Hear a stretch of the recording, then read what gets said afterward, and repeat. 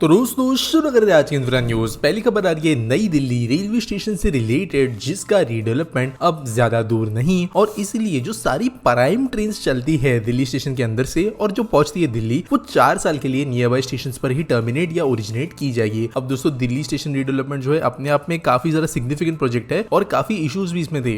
पहले जो प्रोजेक्ट के प्लान्स थे वो इतने ज्यादा एम्बिशियस थे, 40 मंजिला बिल्डिंग्स वगैरह बन रही थी, तो जो बिडर्स थे उन्होंने बिड ही नहीं किया था। कोई जो है गवर्नमेंट के बजट में आके बनाना नहीं चाहता था। बाद में कुछ चेंजेस किए गए, अभी इस साल के बजट में भी एलोकेशन किया गया है और पैसों का, और अभी जो है काम शुरू होगा। अब इसके लिए जो ट्रेन की संख्या पहुंचती है न्यू दिल्ली रेलवे स्टेशन के अंदर वो घटाने की जरूरत है और इसके हिसाब से जो कई ट्रेन है उनको डाइवर्ट किया जाएगा और 6 लाख पैसेंजर्स जो डेली 300 से ज्यादा ट्रेन का इस्तेमाल करते हैं दिल्ली स्टेशन के अंदर, वो अब दूसरे स्टेशन से जाएंगे। लेकिन जब स्टेशन रेडी होगा तब ये एक वर्ल्ड क्लास फैसिलिटी होगी। अगली खबर दोस्तों जा रही है वो है उत्तर प्रदेश से, जहां पर मोटो जीपी इंडिया को बचाने के लिए ये आगे बढ़े हैं। तो दोस्तों आप जानते होंगे कि बुद्ध इंटरनेशनल सर्किट के अंदर जो है पहले, मतलब जो करंट गवर्नमेंट है उसके पहले जो है फॉर्मूला 1 वगैरह हुआ था, लेकिन फिर जो गवर्नमेंट थी उन्होंने अपने प्रॉमिस जो है वो उस समय पे पूरे नहीं किए थे। उन्होंने पहले बोला था टैक्स फ्री होगा, बाद में अचानक पैसे मांग लिए थे वगैरह वगैरह। तो गवर्नमेंट के ऐसे दोगलेपन की वजह से जो है कंपनीज जो फॉर्मूला 1 होस्ट कर दी वो चली गई थी। लेकिन इसके बाद में पिछले साल मोटो जीपी हुआ और अभी इस साल भी होगा ऐसा कहा गया है। जो फाइनेंशियल ऑब्लिगेशन है वो इस हफ्ते के एंड तक खत्म हो जाएंगे कहा गया है और इसके वजह से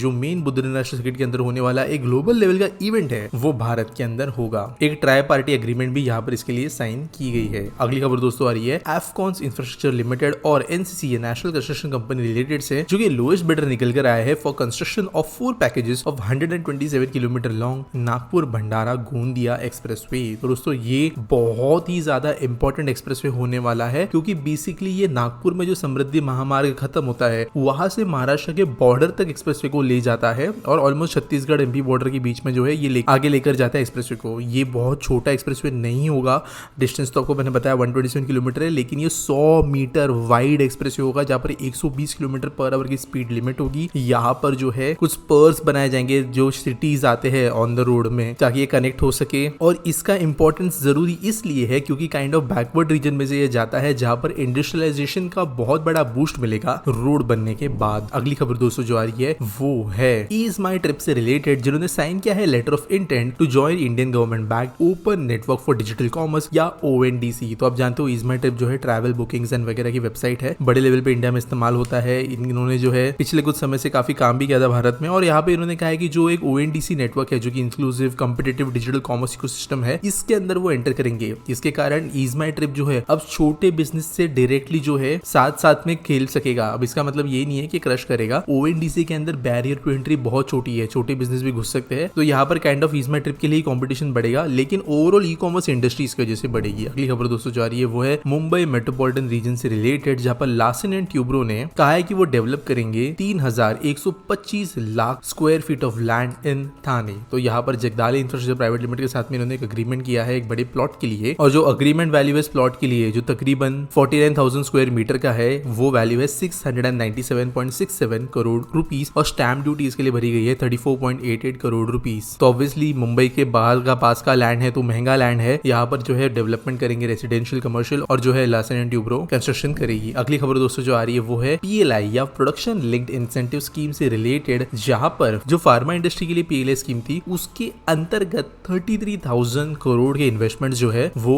आए हैं। तो ये क्यूमुलेटिव फिगर है, टुकड़े टुकड़ों में आया है, क्योंकि ये पहली PLI स्कीम नहीं है फार्मा के लिए। मेनली ये बल्क ड्रग मेडिकल डिवाइसेस के लिए आए हैं और API के लिए भी बड़े लेवल पे इन्वेस्टमेंट्स है, लेकिन majorly bulk drugs and medical devices के लिए है। बल्क ड्रग्स के अंदर वैसे भी हम काफी ज्यादा ऊपर है, बस अब लीड जो है वो बढ़ा रहे हैं। मेडिकल डिवाइसेस एक ऐसा फील्ड है जहां पर हम बहुत पीछे थे, लेकिन अभी ऐसा नहीं है। मेडिकल डिवाइसेस जो होते हैं स्पेशली जो टॉप एंड सर्जिकल इंस्ट्रूमेंट्स हो गए, MRI मशीन्स वगैरह हो गई, ये सब जो है काइंड ऑफ भारत में नहीं बनते थे, अब बड़े लेवल पे बनना शुरू हुए हैं। और API जो एक्टिव फार्मास्यूटिकल इंग्रेडिएंट्स होते हैं वो इंडिया में बनते थे, फिर चाइना में मार्केट चला गया और वापस इंडिया में बनना शुरू हुए हैं। तो इलेक्ट्रॉनिक्स के बाद में एक सक्सेसफुल इंडस्ट्री जो PLI के थ्रू निकल कर आई है वो है फार्मा। अगली खबर दोस्तों जो आ रही है नमामि गंगे प्रोजेक्ट से रिलेटेड, जहां पर एक बहुत बड़ा अचीवमेंट इस प्रोजेक्ट के अंतर्गत हुआ है। तो एक रिपोर्ट आई है जहां पर बेसिकली गंगा के अंदर जो फ्रेश रिवर वाटर डॉल्फिन है उसका पॉपुलेशन थ्राइव होता हुआ नजर आया है। जो पहले के एस्टिमेटेड नंबर्स थे वो सिर्फ 2000 के थे, लेकिन अभी wild life institute of India ने जो है पूरा एक सर्वे किया है जिसके सबसे 4000 डॉल्फिन इन्होंने प्रोजेक्ट किए हैं। हालांकि नमामि गंगे प्रोजेक्ट का क्रिटिसिज्म भी बहुत है, कुछ हद तक सक्सेसफुल है, कुछ हद तक जो है सक्सेसफुल नहीं है, लेकिन डॉल्फिन जो काइंड ऑफ एक बहुत ही ज्यादा यूनिक स्पीशीज रिवर्स है, नदियों के लिए गंगा के अंदर और इसके ट्रिब्यूटरीज के अंदर इन डॉल्फिन्स को पाया जाता था। और ये डॉल्फिन्स जो है अब इनकी संख्या बढ़ रही है क्योंकि कहीं ना कहीं नदी के अंदर इनको कंजर्व किया जा रहा है, पॉल्यूशन कम हो रहा है और होपफुली जो है आगे आगे प्रोजेक्ट जैसे बढ़ता है वैसे हमें और बेनिफिट्स आते हुए नजर आएंगे। अगली दोस्तों खबर जो आ रही है वो है लखनऊ डेवलपमेंट अथॉरिटी से, जिन्होंने बिल्ड कर लिया है 375 लाख या 3 करोड़ 75 लाख का राष्ट्रीय प्रेरणा पार्क। तो यहाँ पर बेसिकली वसंत कुंज इलाके में एक बहुत बड़ा पार्क बनाया गया है और इंटरेस्टिंग बात यह है कि ये 3 लाख मेट्रिक टन ऑफ जो गार्बेज था, एक डंप यार्ड था, उसके ऊपर बनाया गया है। 12 लाख एकड़ का लैंड जो है उसको कन्वर्ट किया गया है नॉर्मल ग्रीन पार्क में। 1 लाख से ज्यादा डिफरेंट वैरायटीज ऑफ प्लांट्स यहाँ पर लगाई गई है, वॉकवेज और ऑब्वियसली जो भी पार्क में चीजें वगैरह होती है वो यहाँ पर बनाई गई है। और यहाँ पे इसके वजह से यहाँ के नियर बाय रेसिडेंट्स को जो गार्बेज डंप के पास में रहते थे उसके बदले अब एक बहुत बड़े ग्रीन एरिया के पास में रहेंगे और लोगों को ऑब्वियसली इसका फायदा उठाने मिलेगा। आज के आसपीटी सवाल के बारे में बात करें तो गुगोन पूछते हैं, now that government plans to build grand airport like railway stations, how will they tackle the crowds of people who still continue to sleep and sit around the stations? It's quite an eyesore. तो देखो यार, यहाँ पे ना हम directly जो है blame नहीं कर सकते लोगों को ऐसी चीजों के लिए। अगर आप कभी रात को एयरपोर्ट गए हो, स्पेशली किसी एयरपोर्ट के छोटे वाले टर्मिनल के अंदर, मुंबई एयरपोर्ट का T1 वगैरह ले लो, यहाँ पे भी रात को लोग जो है मस्त सोते हैं, आजू बाजू में जहाँ पे भी जगह मिल जाए सो जाते हैं, अच्छे खासे पढ़े लिखे लोग। लेकिन इसके पीछे कारण होता है जो एम्पलीफाई है रेलवे स्टेशन के अंदर। कभी भी अगर आप रेलवे स्टेशन में गए हो